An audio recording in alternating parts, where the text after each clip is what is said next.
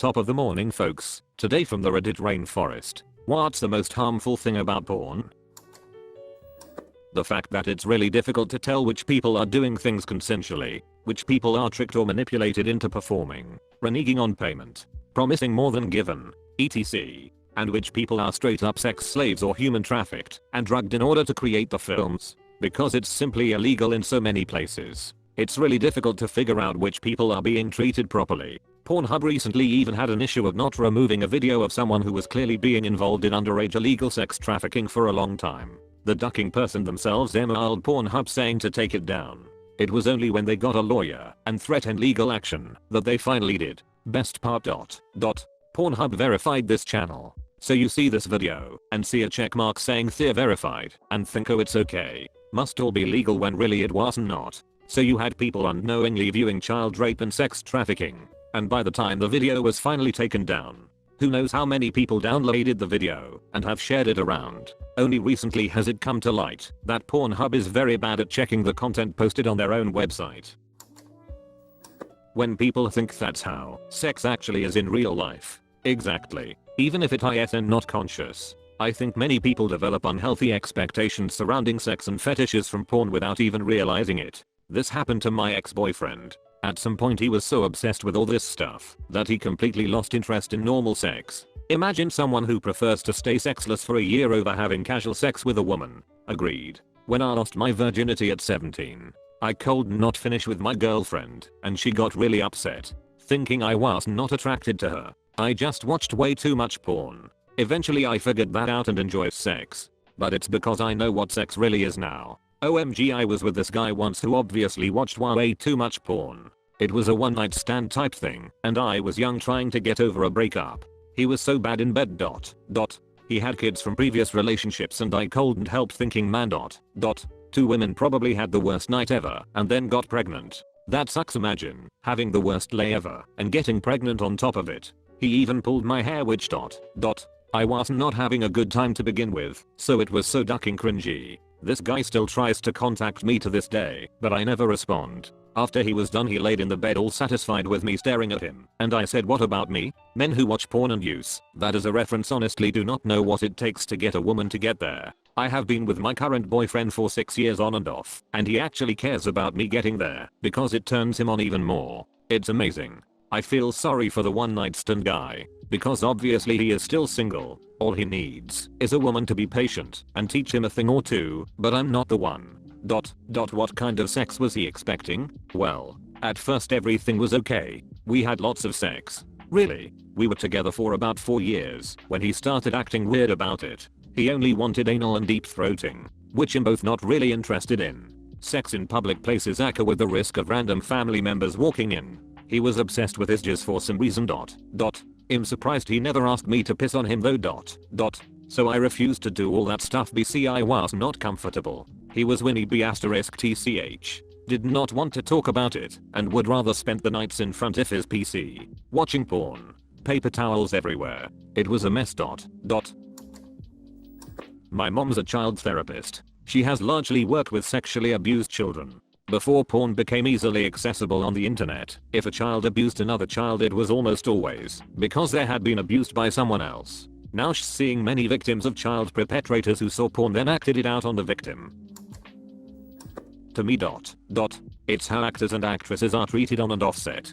Drug use is still being encouraged on set, which historically has been used to keep sex workers dependent on their bosses since the 1920s. And I have seen it being used to help workers cope with going through long working hours and constant exhaustion from all the shoots they had to make in order to pay their own bills. First off, that seems manipulative to me. Secondly, it also seems extra malarkey to push your porn actors, and I assume the camera crew and editors, through crazy long work hours to the point that they'd actually start taking heroin and cocaine just to get through it all. Another sad and troubling thing about porn is the way porn actors get treated. If they ever spoke out about the exploitation or abuse in the porn industry, when Stoya reported that she was being mistreated on set, not just by her ex, but also by other porn actors simply because the director/CS did not want to support or acknowledge her complaints, there were still quite a few people who doubted her because she continued to do porn after being mistreated. Much like how people reacted to Linda Lovelace when she spoke about her negative experiences during the 70s. It's bizarre because that logic does not even fly in other industry. For instance, if I walk out of my retail job because my abusive ex is there and no one in HR's doing anything to stop it, and they repeatedly keep scheduling me to work alongside my ex, then I should be allowed to speak out and be taken seriously, even if I choose to work for another retail store. It honestly makes me feel bad for other porn stars in the same situation, especially since we keep seeing this issue come up repeatedly for more than 40 years now. Some studios might be making steps right now to make work safer and more enjoyable for their actors, but it's disheartening to see that we still have a long way to go. Premature exposure to violent porn. I was on an r/twox chromosomes and this post comes up asking how you can identify a woman who would be into anal rape fantasies in the wild. That is, she wears red flips, flops and eats ice cream. She wears white pants and red nail polish, etc. All of us responded with engaging in proper conversation with them and asking about it when it's appropriate. He was really confused. He actually could not comprehend that you're supposed to build that kind of relationship up and that he should talk to her as an equal participant. Out of curiosity, I went and looked at this kid's post history. He was 13, and he posted that same question on over 7 different subreddits. In one subreddit, he admitted that has been watching violent porn since he was 7, and now the only thing that gets him off is violent anal rape type porn. It was really heartbreaking because he was clearly asking for broader help on something that he was dealing with in private, and the only people who were really engaging with him were the incel type subreddits telling him to just go for it. So yay, I guess that.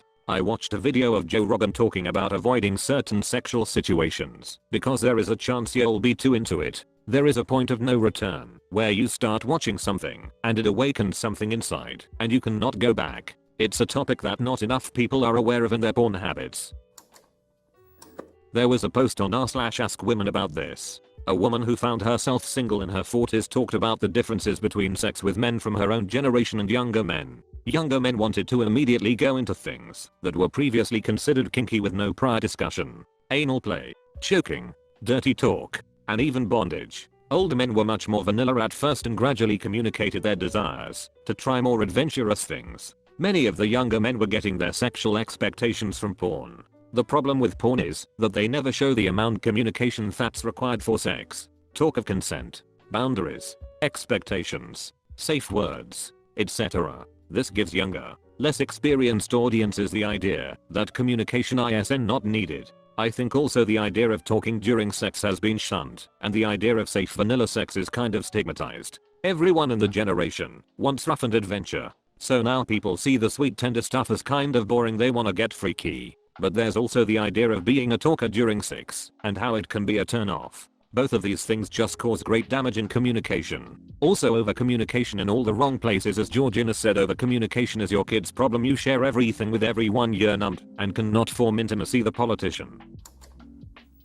Dopamine addiction. Serotonin and dopamine. Technically the only things you enjoy. It'll give you a top 10.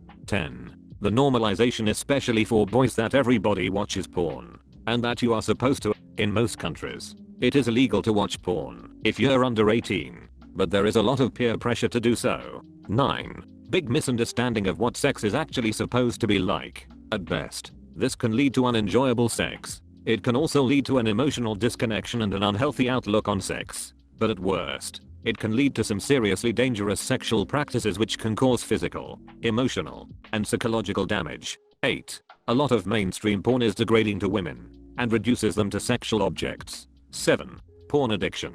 It can give people the inability to get aroused unless they are watching specific porn. The addiction can get in the way of their relationships, family, career, and life in general. 6. Using consensually given naked photos/videos of people to blackmail them by threatening to post them online. 5. Voyeurism and filming/photographing people without their consent. 4. Exploiting and taking advantage of women who are destitute and poor and or addicted to drugs by getting them to do porn. 3. Bestiality. It is extremely abusive to use animals for sex. 2. Child porn. Actual rapes and murders being filmed and distributed for profit. People seek out the videos when they know the videos exist. I would add desensitization to arousal as well. The 50-year-old dudes that masturbate to porn 9 times a week but only have sex with their wife 3 times a year and then complain about a dead bedroom are doing it to themselves. Take a porn sabbatical and stop choking your chicken all the time, and see if you do not start popping boners when your wife bends over to get the meatloaf out of the oven. Use that energy to romance your wife like you just met her. Sweep her off her feet. Kiss her like you're going to war tomorrow. Seduce her with every tool in your arsenal, and if it's not enough, learn new ones. It may not be enough, but you'll never know if you do not try and keep trying until you break. If you do not give it your all, you'll regret it. I shudder at the thought of teenagers watching some of the stuff that's online these days. Stuff that just was not around when I were a lad. Particularly where the guys are really rough with the woman, hitting and strangling. I hate that malarkey. I cannot think that's a healthy thing for a growing mind to be seeing. Unfortunately, that is all there is for this video, but do not worry, there are many more coming. Like and subscribe for more videos from the Reddit Rainforest. Thanks for watching.